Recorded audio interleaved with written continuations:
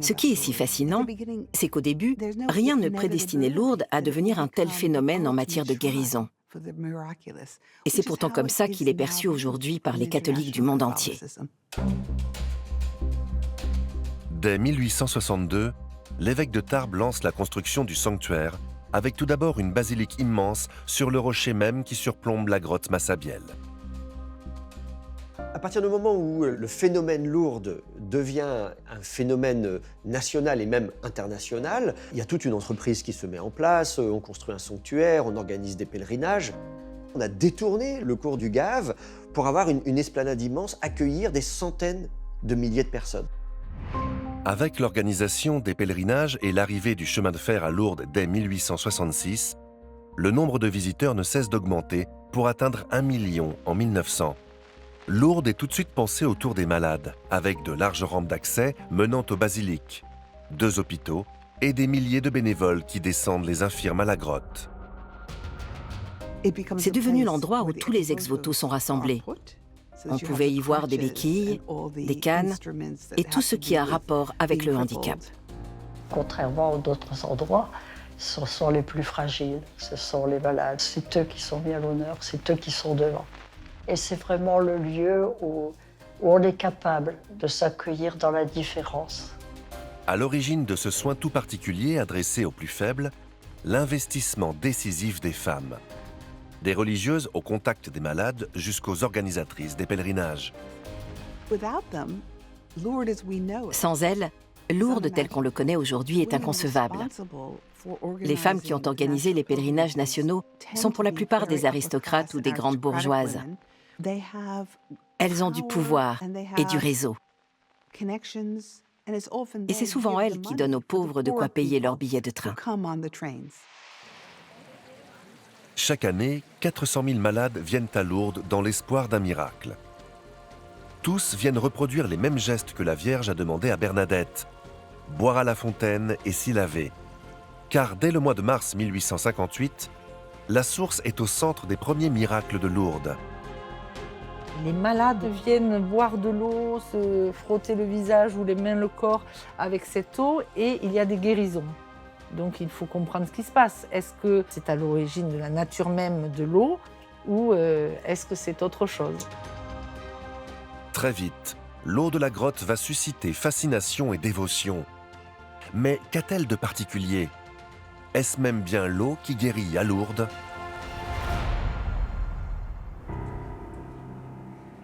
Le lieu le plus secret et le plus mystérieux du sanctuaire, ce sont les fameuses piscines, construites afin de pouvoir immerger complètement les malades dans l'eau de la grotte. C'est l'expérience de Lourdes la plus marquante pour les pèlerins. C'est aussi une épreuve avec le choc d'une eau à seulement 13 degrés. Se mettre complètement nu et s'immerger dans cette eau glaciale, et c'est vraiment glacé car on est dans les montagnes, c'est une expérience terrifiante. Cette pratique de l'immersion est très ancienne. Déjà à l'époque de la Bible, l'eau était utilisée pour des ablutions, des rites de purification. On veut se changer intérieurement avant de se changer extérieurement. Avant même la construction des piscines, c'est déjà par l'immersion des parties du corps malades que les premiers miracles de Lourdes auraient eu lieu. 4 jours seulement après la révélation de la source, Catherine Latapie aurait ainsi retrouvé l'usage de sa main paralysée. Le lendemain, c'est un ouvrier de Lourdes, Louis Bourriette, qui aurait lui recouvré la vue. Au-delà de la véracité ou non de ces miracles, comment expliquer la rapidité avec laquelle les malades ont accouru à la source, alors même que Bernadette n'avait jamais parlé de guérison? Le lien entre l'eau et les guérisons est pratiquement immédiat. Ça, c'est dû au fait que l'eau est un symbole dans pratiquement toutes les religions de la vie et donc de la guérison. C'est pour ça que dans l'imaginaire collectif et dans la croyance populaire à l'époque, il est évident que s'il y a de l'eau, et de l'eau miraculeuse, c'est-à-dire de l'eau qui a été indiquée par une apparition de la Vierge, nécessairement, il va y avoir guérison.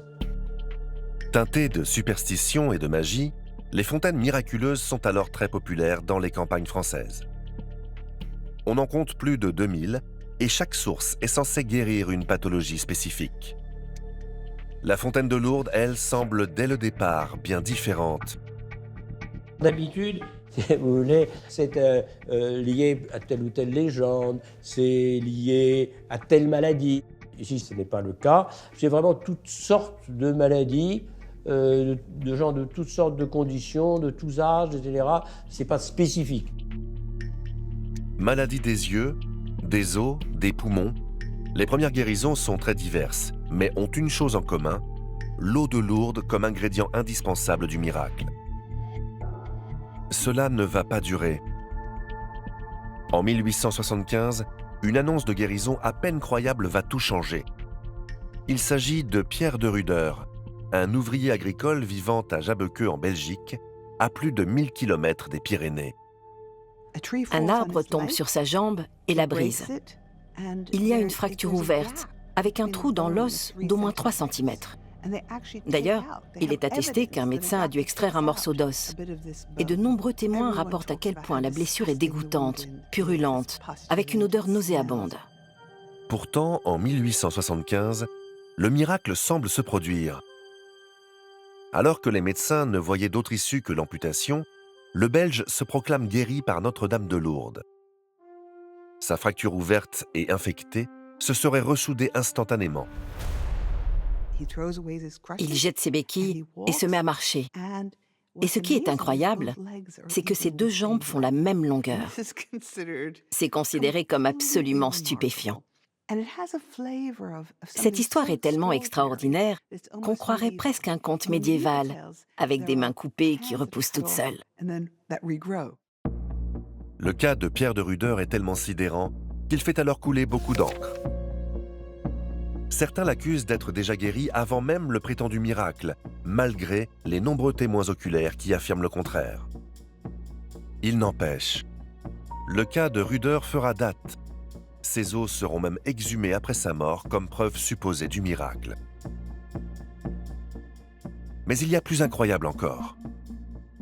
Le Belge est officiellement reconnu miraculé de Lourdes, alors même qu'il n'y a jamais mis les pieds.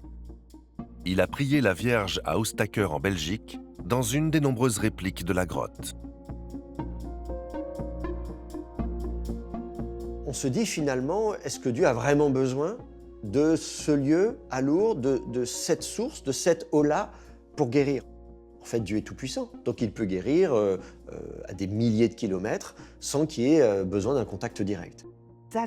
Ça, c'est quelque chose que l'Église va encourager. L'idée que c'est la Vierge elle-même qui intervient avec son Fils. Ce n'est pas le lieu. On n'a pas besoin d'être là. À l'inverse des premières guérisons, la plupart des cas récents n'ont rien à voir avec l'eau.